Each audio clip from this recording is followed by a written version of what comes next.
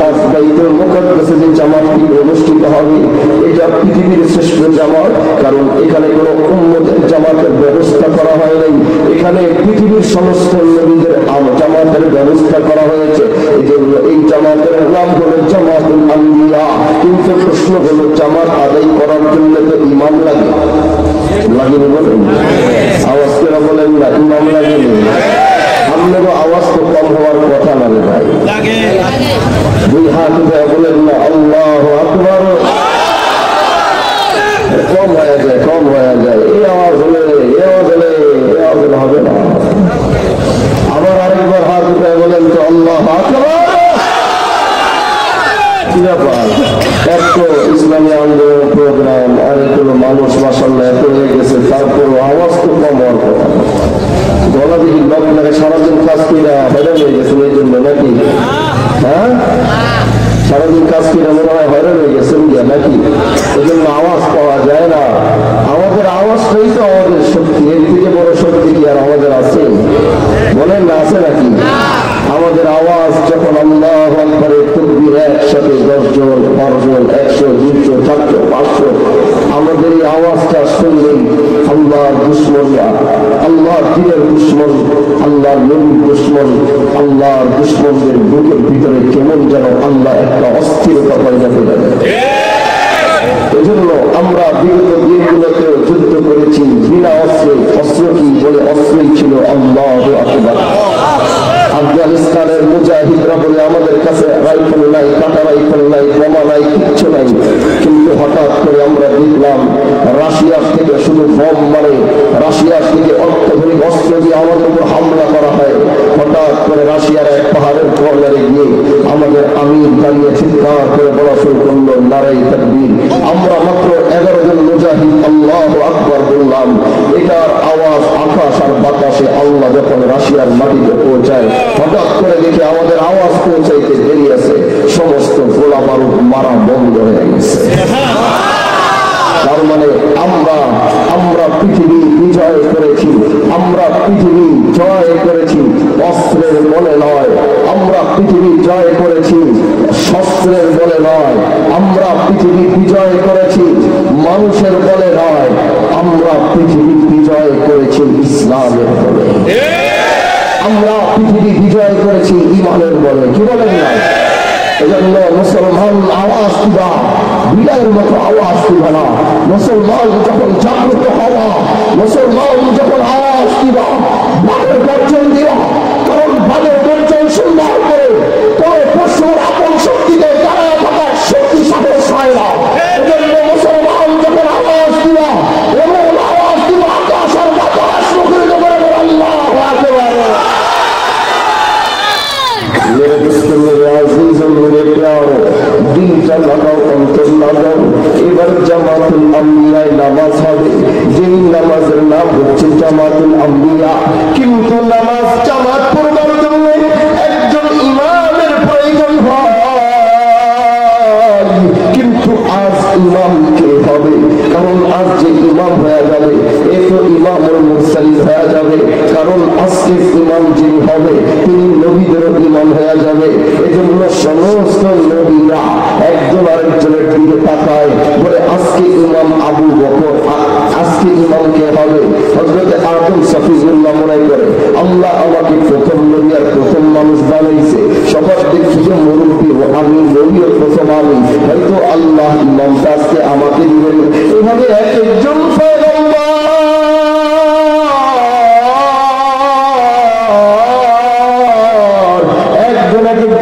চিন্তা করে আমার নবী আমার মাহবুব মনে করে দূরে আমি হইলাম ছোট ছোট মানুষ, আমি হইলাম শেষ নবী, আমার নবী গিয়ে কর্নারে দাঁড়ায় রয়েছে।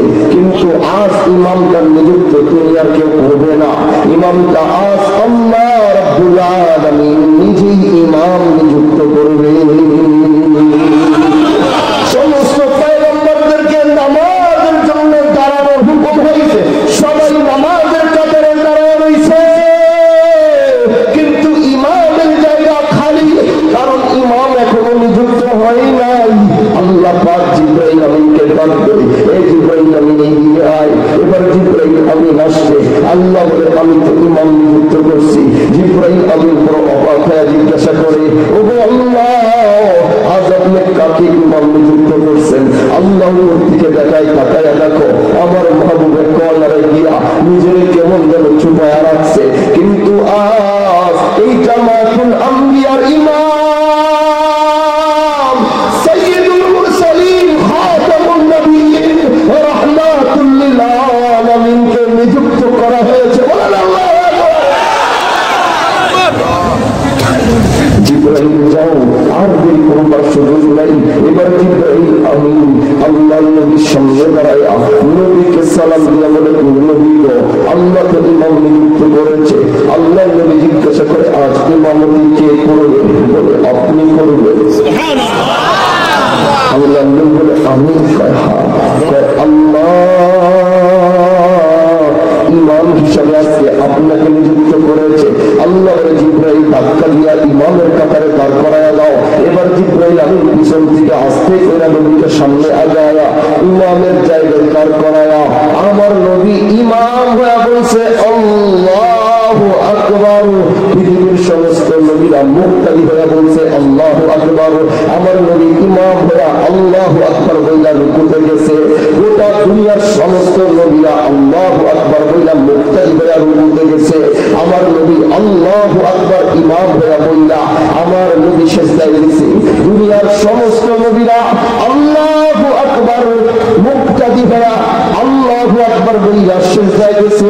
ওই দিন আমার নবী সাইয়্যিদুল মুরসালিন, আমার নবী ইমামুল মুরসালিন, ওই দিন আমার নবীকে আল্লাহ ইমামের জায়গায় দাঁড় করাইয়া পৃথিবীর সমস্ত নবীদেরকে মুক্তাদি বানায়া আমার নবীর পিছনে জামাতুল আম্বিয়ার নামাজ আল্লাহ অনুষ্ঠিত করিয়ে এবার আল্লাহ বলে, এবার আল্লাহ ঘোষণা দেয়, এটা শুরু করবার একটাই কারণ, আমি আমার নবীকে কত মহব্বত করি, আমি আমার মাহবুবকে কত মহব্বত করি। আজকে থেকে ঘোষণা হয়ে গেছে সর্বকালের সর্বশ্রেষ্ঠ নবী, আখিরি জামানার নবী, আখিরি জামানার নবী মুহাম্মদুর রাসূলুল্লাহ সাল্লাল্লাহু আলাইহি ওয়াসাল্লাম। তাহলে ওই মসজিদে আকসা আমার নবীর মর্যাদা বর্ণনা করে, কিন্তু আজ মুসলমানরা মসজিদে আকসায় ঢুকতে পারে না। তারা তাদের নিজের পবিত্র নগরী বইলা মুসলমানদের মসজিদকে দখল করেছে।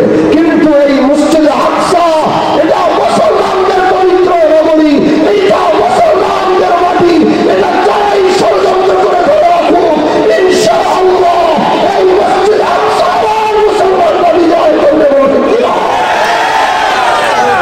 এবার বলি মসজিদে আকসার আসল কাহিনী। যাই ভাই, সময় তো চলে আসতেছে, মনোযোগ দিয়ে কথা বলে কষ্ট দিতেছে, বলেন না কষ্ট হয়? তাহলে আজ আপনাদেরকে আসল শক্তির দিকে নিয়ে যাব। আজকে আল্লাহ পাকের দেয়া শক্তি আপনাদেরকে আবার ফেরত দিব ইনশাআল্লাহ। মনোযোগ দিয়ে কথাগুলো একটু শুনতে থাকেন। এবার যাই, যেই নবী মসজিদে আকসা মুসলমানদের পবিত্র নগরী, জেরুজালেম নগরী মুসলমানদের নগরী। এবার আসি এই মুসলমানদের নগরী মুসলমানরা কিভাবে বিজয় করেছিল। এবার আবার একটু ইতিহাসের পাতায় ফিরে যাই, মন দিয়ে কান দিয়ে শুনলেন। হযরতে ওমর খলিফাতুল মুসলিমিন নাম তো সবাই শুনছেন নাকি? নাম শুনেন নাই এমন কেউ আছে? ওমরের নাম শুনে নাই এমন কেউ আছে? ওমর যখন খলিফাতুল মুসলিমিন হযরতে ওমর মসজিদে আকসা নগরী, জেরুজালেম নগরী, যেটা ট্রাম্প গত টার্মে এসে এই জেরুজালেম নগরীকে জবরদস্তি ইসরায়েলের রাজধানী বানাবার চেষ্টা করতেছে, কি তাই না? বলেন সত্যি কিনা? ওই আমেরিকার ক্ষমতার যতই বল দেখাও, এরা সর্বদা ইসলামের শত্রু ছিল এবং ইসলামের শত্রু তারা থাকবে। অনেকে ট্রাম্পের ক্ষমতায় আসার পরে অনেক খুশি যে আমরা আবার ফিরত আসবো। ট্রাম্পকে নিয়ে রাজনীতি করে এই ট্রাম্প, অথচ এই ট্রাম্পকে যারা রাজনীতির জন্য ভালোবাসছে আমি বলবো তাদের ইমান থাকবে না। কেন? কারণ এই ডোনাল্ড ট্রাম্প জেরুজালেম মুসলমানদের পবিত্র নগরীকে ইহুদিদের কাছে বেঁচে দিচ্ছে, আর তোমরা সেই ট্রাম্পকে নিয়ে স্বপ্ন দেখছো ইমান বাঁচাবার জন্য। বলেন না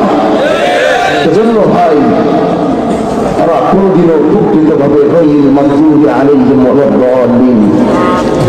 তুমি যতই তাদেরকে বন্ধু ভাবো, আল্লাহর কোরআন যেটা বলছে লা তাবদীলা লিকালিমাতিল্লাহ, আল্লাহর কথার কোনো পরিবর্তন নাই এবং হবে না। ওরা আমাদের শত্রু ছিল, ওরা আমাদের শত্রু থাকবেই। ওদের সাথে কোনো আপোষ নামায় চুক্তি চলবে না, ওদের সাথে কোনো আপোষ করে আমরা চলতে পারবো না। আমরা আপোষ করে চলবো, ওরা আমাদের ধাক্কা দিয়ে বের করবে। এজন্য মুসলমান কোনদিন আপোষ করে চলবে না। মুসলমান জিহাদ করে তার ভুল সে বুঝে নেবে, বলো ঠিক কিনা? এজন্য বন্ধু আমার, খলিফাতুল মুসলিমিন হযরত ওমর জেরুজালেম নগরী যেই মাটিতে মসজিদে আকসা ইহুদিদের হাতে, হযরত ওমর একটা প্রতিনিধি দল তৈরি করলেন। প্রতিনিধি দল তৈরি করে বললেন যে তোমরা যাও গিয়া জেরুজালেমের মসজিদে আকসার সেই ভূমিতে তোমরা ইহুদিদেরকে গিয়ে বলবা যে তোমাদেরকে হযরত ওমর পাঠিয়েছে, অর্ধজাহানের বাদশা, খলিফাতুল মুসলিমিন, আমিরুল মুমিনিন হযরত ওমর তোমাদেরকে পাঠিয়েছে। এবং তাদেরকে বলবা তারা যেন এই জেরুজালেম নগরী, মসজিদ আকসার নগরী যেন তারা মুসলমানদের হাতে বুঝিয়ে দেন। এই কাফেলা মদিনা থেকে রওনা হয়ে জেরুজালেম নগরীতে গেলেন এবং সমস্ত ইহুদির বড় বড় সরদাররা আসলো। তাদেরকে বললেন ওমরের বার্তা, যে ওমর বলছে আমাদের কাছে জেরুজালেম নগরী বুঝাই দিতে, এই মসজিদ আকসার নগরী আমাদেরকে বুঝাই দিতে বলছে। সেই ইহুদিরা বলল আমরা তোমাদের সাথে কোনো কথা বলবো না, যদি এই বিষয়ে কথা বলতে হয় তাহলে তোমাদের আমির, তোমাদের খলিফাতুল মুসলিমিনকে গিয়ে বলো সে যেন নিজে এখানে আসে এবং আমাদের সাথে কথা বলে, তাহলে আমরা জেরুজালেম নগরী, এই মসজিদে আকসার নগরী নিয়ে আমরা কথা বলবো, না হলে আমরা তোমাদের সাথে কোনো কথা বলবো না। ফিরত দিয়ে দিচ্ছে অর্ধজাহানের বাদশা খলিফাতুল মুসলিমিনের পাঠানো সৈন্যদেরকে ফেরত দিছে, কথাই বলবে না। তারা মদিনার মাটিতে ফেরত আসলো। ওমর জিজ্ঞাসা করলো কি ব্যাপার, কি হয়েছে? বলে তারা আমাদের সাথে কথা বলবে রাজি না, তারা আমাদের সাথে কথা বলবে না। বলে কেন বলবে না? বলে তারা কথা বলতে রাজি না, তারা বলছে সরাসরি আপনার সাথে কথা বলবে, তারা আমাদের সাথে এই বিষয়গুলো কথা বলবে না। এটা শুনতে বেরিয়ে আছে। ওমর গোলামকে বলল এই তাড়াতাড়ি উঠ গুছা, ব্যাগ গুছা, আর 1 মিনিট দেরি করার সুযোগ নাই, আমরা এখন মসজিদে আকসার নগরী জেরুজালেমের উদ্দেশ্যে রওনা হব। এবার গোলাম উঠে উপরে সামান টামান বাঁধল। এবার হযরত ওমর তৈয়ার হয়ে গেল রওনা দেওয়ার আগে। এবার গোলাম দাঁড়ায় রয়েছে, হযরত ওমর দাঁড়ায় রয়েছে। এত লম্বা সফর মদিনা থেকে জেরুজালেম নগরী, এই ফিলিস্তিনের মাটি, মদিনা থেকে। তখন তো আর আমাদের এই তৈয়ারা ছিল না, প্লেন ছিল না, গাড়ি ছিল না। তখন একটাই যানবাহন ছিল, সেটা হচ্ছে ঘোড়া, না হলে সেটা হচ্ছে গাধা, না হলে সেটা হচ্ছে উট। এটার মধ্যেই মানুষ হাজার হাজার কিলোমিটার মানুষ সফর করতেন। ভাই আপনাদের কষ্ট হয়ে গেছে না তো? হ্যাঁ, কষ্ট হয় না তো? তাহলে 2 হাত উঠে আবার বলেন আল্লাহু আকবার। মাশাআল্লাহ, অনেক লোক আসতেছে, অনেক লোক। আমরা আরেকটা বিষয়, যারা ভলেন্টিয়ার আছেন তাদেরকে আমি একটা অনুরোধ করবো, আমাদের বাম পাশের যে রাস্তাটা রাখছেন এখান থেকে ওইখানে একজন দাঁড়াবেন, তাদেরকে ঠান্ডা ভাষায় বলবেন যে ভাই আপনি রাস্তাটা পার করতেছেন, আপনি এখান থেকে কথা না বললেন পার হইয়া এইখানে গিয়ে আবার আপনি কথা বললেন। একজন ভলেন্টিয়ার দাঁড়ায় এটা বললে দিয়ে, এটা শুধু আমার ক্ষেত্রে না, যারা এখানে বসবে বয়ান করবে বাম পাশে, কারণ বয়ান করতে গেলে কথা কিন্তু কানে লাগে খুব বেশি। এজন্য ওইখানে একজন দাঁড়ায়, তাদের যারা হাইটেছে তাদেরকে এটা বলেন, এখান থেকে যারা যায় তাদেরকে একজন বলে দেন এই রাস্তায় যেন কেউ কথা না বলে, বারবার কথাটা কানের ভিতরে বাজে। ভাই আমার দিকে তাকান, আমাদের মূল আলোচনায় আমরা যাচ্ছি। আলোচনা বুঝতেছেন তো ভাই? আলহামদুলিল্লাহ। এখন খলিফাতুল মুসলিমিন তার গোলামকে ডাক দিয়া বলে, গোলাম তাহলে শোনো, এত লম্বা পথ আমরা সফর করব, তুমি একলা এই উঠে বসে ধরে তাই না ফিলিস্তিনের মাটি পর্যন্ত যাবা, আর আমি উঠের উপর বসে থাকবো, জিনিসটা কেমন যেন হয়, তোমার উপর জুলুম অত্যাচার হয়, তোমার সাথে সফর শুরু করার আগে আমার চুক্তি আছে। তো গোলাম বলে আমিরুল মুমিনিন কিসের চুক্তি?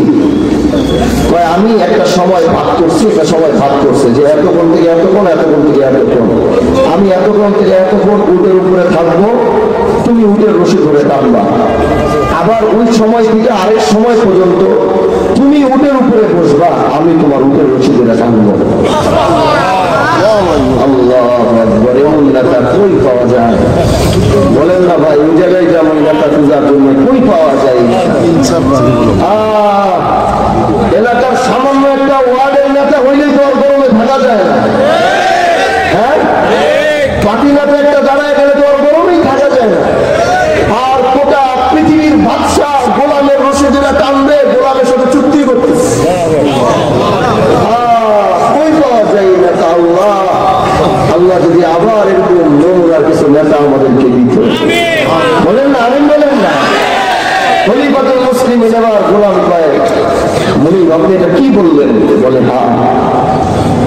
মুনিব এবার রাজি।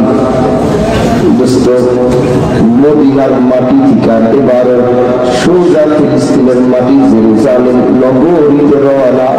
এবার রাস্তার মধ্যে ওমর উটের উপরে বসা। এবার ওমরের রশি হইয়া গোলাম টানে। আবার সময় পার হয়ে গেলে আবার গোলাম উটের উপরে বসে খলিফাতুল মুসলিমিন গোলামের বেশে উটের রশি হইয়া টানে। এবার টানতে টানতে বন্ধু জেরুজালেম নগরীতে খবর হয়ে গেছে আমিরুল মুমিনিন জেরুজালেম দখল করার জন্য রওনা হয়েছে।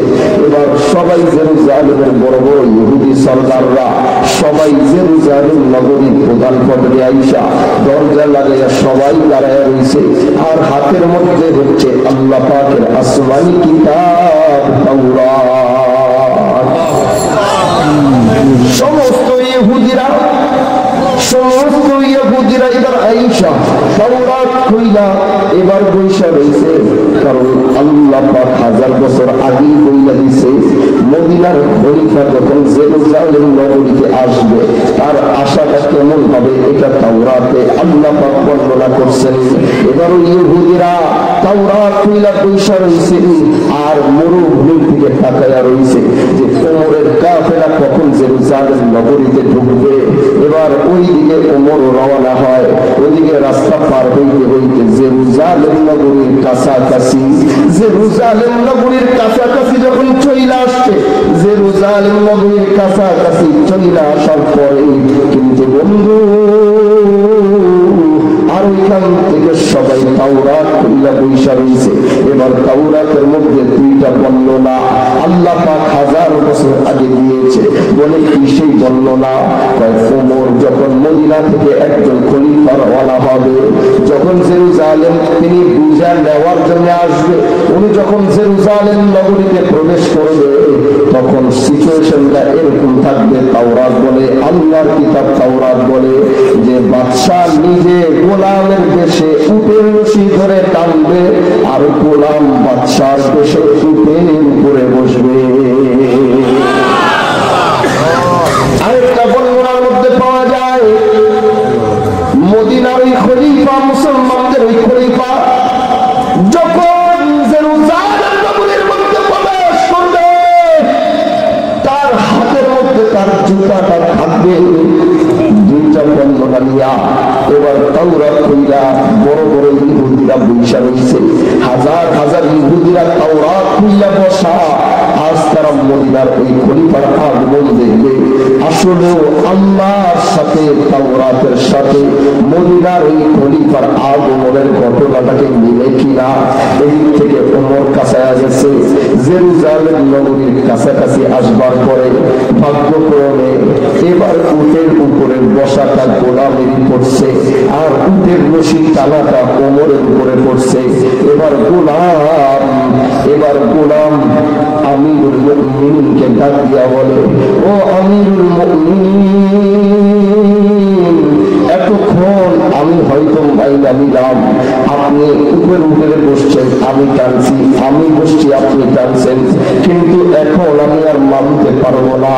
কারণ এখন আমরা জেরুজালেম নগরীতে প্রবেশ করব। আপনার এই খবর সমস্ত ইহুদিরা পায়া গেছে। তারা যদি দেখবে যে গোলাম উটের উপরে বসা আর আর মুসলমানদের বাচ্চা আমিরুল মুমিনিন উটের রশি ধরে টানে, তাইলে তারা বলবে দেখো মুসলমানের বাচ্চার কোনো ইজ্জত নাই। মুসলমানের বাচ্চারা মুসলমানের বাচ্চাদেরকে ছোট নজরে দেখবে। আপনি তো শুধু আমার মনিব না, আপনি হয়েছেন আমিরুল মুমিনিন, আপনি মুসলমানদের প্রতিনিধিত্ব করেন। যদি আপনি আমার উটের উপরে বসাইয়া আপনি যদি উটের রশি ধরে টানবেন, মুসলমানদের ভাবমূর্তি নষ্ট হবে। ওরে মুনিব, আপনার হাতেও ধরি, আপনার পায়েও ধরি, আপনি এবার উটের উপরে বসেন, আমি উটের রশিটা ধরিয়া টানি। এবার ওমর ডাক দিয়া বলে, গোলাম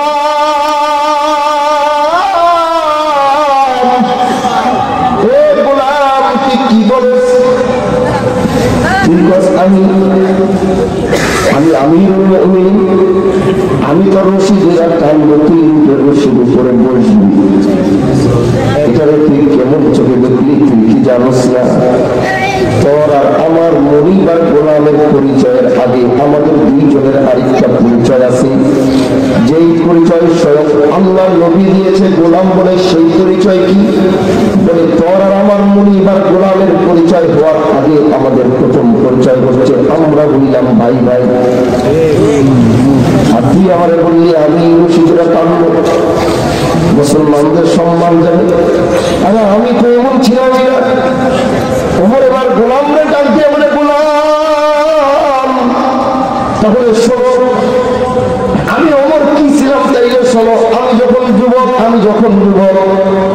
মক্কার পাহাড়ে পাহাড়ে যখন আমি মেষ চড়াইতাম, আমার বাবা আমার 20টা পাঠাইলে, 20টা টাকা দিয়ে পাঠাইলে, সন্ধ্যার সময় যখন আমি বাড়িতে ফিরতাম 20টার মধ্যে 2টা থাকতো না।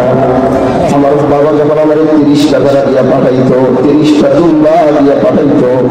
সন্ধ্যায় যখন আবার মেষ চড়াইয়া বাড়ির দিকে ফিরতাম 30টার মধ্যে 5টা থাকতো না।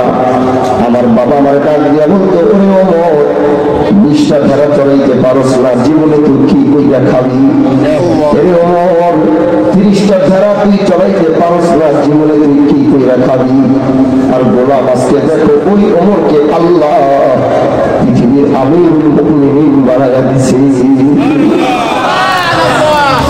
আর তুমি আমাদের বলো যে আপনি উঠেন, আমি রশি ধরে টানি। আর আমি কি ছিলাম আর কি হইলাম? তুমি এত আমার সম্মান দেয়, আমি ছিলাম কি? আমি যতটুকু আসলাম এতটুকু শুধু আল্লাহর কোরআনের নবীর হাদিস চিন্তা করছি বলে আল্লাহ আমাকে এই আসরে বসেছে। তুমি কেউ গোলাম মুসলমান, আমার ইজ্জত যে আমার এই ভেদাভেদ তো ইহুদিরা তৈরি করেছে, এই ভেদাভেদ তো মুসলমান তৈরি করে নাই। বলে কেমন? আজকে তোমরা যে তোমাদের রোল মডেল ইউরোপে স্বপ্ন নিয়ে তোমরা যারা ইউরোপের কালচারকে ভালোবাসো, তোমাদেরকে তখন ইতিহাস বলি। এই ইউরোপ তৈরি করছে কিভাবে? বড় বড় জাহাজ নিয়ে আফ্রিকায় আর আমাদের ওয়েস্ট বেঙ্গলে আসতো সাদা চামড়া বলা মানুষগুলা। আইসা আফ্রিকার দিকে ডজনে ডজনে মানুষ ওই জাহাজের ভিতরে ঢুকাইতো। আর ইতিহাসের পাতা বলে তাদেরকে জাহাজের ভিতরে কেমনে রাখতো? দাঁড় করে রাখতো না, একটা বস্তার উপরে আরেকটা বস্তা যেমন রাখে, ওরা এই কালা মানুষগুলোর একটা বস্তার উপরে আরেকটা বস্তার মতো করে স্তূপ দিয়ে রাখতো। এই আফ্রিকা থেকে চালাইতে চালাইতে ইউরোপের আমেরিকা যুক্তরাজ্য পৌঁছাবার পরে দেখা গেছে 10,000 স্তূপ দিলে 5,000 বইয়া গেছে। ওই 5,000 তারা সাগরের ভিতরে ফালাই দিছে। আর বাকি 5,000 কালো মানুষদেরকে কয়লা খনন করার কঠিন কঠিন কাজের ভিতরে ব্যবহার করছে। আর ওই কাজের রাজা ছিল, ওই কাজের বস ছিল সাদা চামড়াওয়ালারা। তারা কালার সাদার পার্থক্য করেছে, ইসলাম কালার সাদার কোনো পার্থক্য করে। আগে হিন্দুদের কথা বলো, ব্রাহ্মণদের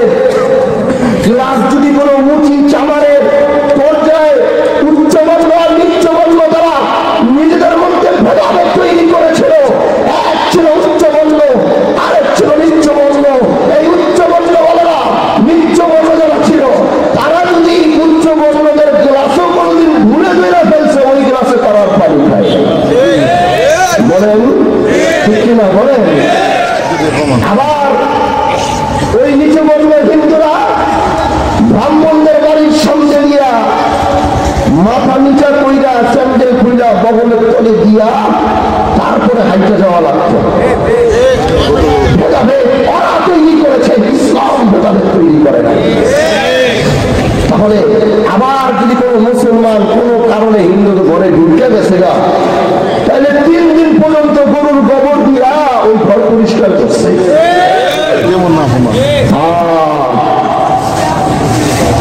কিন্তু আল্লাহর কোরআন যখন নাযিল হয়ে গেছে তখন সব ভেদাভেদ, সব বৈষম্য দূর হয়ে গেছে। বলে কেমন? কারণ আল্লাহর কোরআন বলে ইন্না আকরামাকুম ইনদাল্লাহি আতকাকুম, আল্লাহর দরবারে উচ্চবর্ণ আর নিচ্চবর্ণের পার্থক্য চলবে না। আল্লাহর দরবারে কালা সাদার পার্থক্য চলবে না।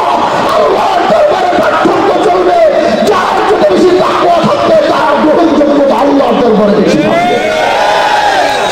এজন্য আজকে আপনি মসজিদে ঢুকতে গেছেন, আপনি এখানে মুড়ি বানান, নাইলে আপনি ওইখানে বসে বসে রাস্তায় পেপার বিছায়া আপনি কলম বিক্রি করেন। আপনি নামাজ পড়তে ঢুকলেন, হঠাৎ করে দেখলেন ডক্টর ইউনূসও নামাজ পড়তে ঢুকছে। এবার আপনি যখন দেখলেন ডক্টর ইউনূসও নামাজ পড়তে ঢুকছে আর আপনিও নামাজ পড়তে ঢুকছেন, ওই মসজিদে বাংলাদেশের প্রধান উপদেষ্টা, বাংলাদেশের সর্বক্ষমতাশীল ঢুকেছে, আর আপনি একজন কলম বেচে দেওয়ালা ওই মসজিদ দিয়ে ঢুকেছেন। আল্লাহর দরবারে 2 জন সমান হয়ে ঢুকেছে। এবার আপনাদের মধ্যে আল্লাহ পার্থক্য করবে। এমনও হইতে পারে ওই পেপার বিছায়া কলম বেচনেওয়ালার তাকওয়া ডক্টর ইউনূসের থেকে বেশি। দেখা যাইতে পারে আল্লাহর দরবারে ওই ডক্টর ইউনূসের থেকে ওই কলম বেচাওয়ালার দাম বেশি। এজন্য মুসলমানদের এটাই নেই, মুসলমান যখন মসজিদে ঢুকে তখন তাদের কোনো ভেদাভেদ থাকে। আওয়াজ করে বলেন থাকে কিনা? এজন্য মন্দিরে ভেদাভেদ আছে কিনা আমি জানি না, কিন্তু আমাদের মুসলমানদের মসজিদের ভিতরে কোনো ভেদাভেদ। এবার বন্ধু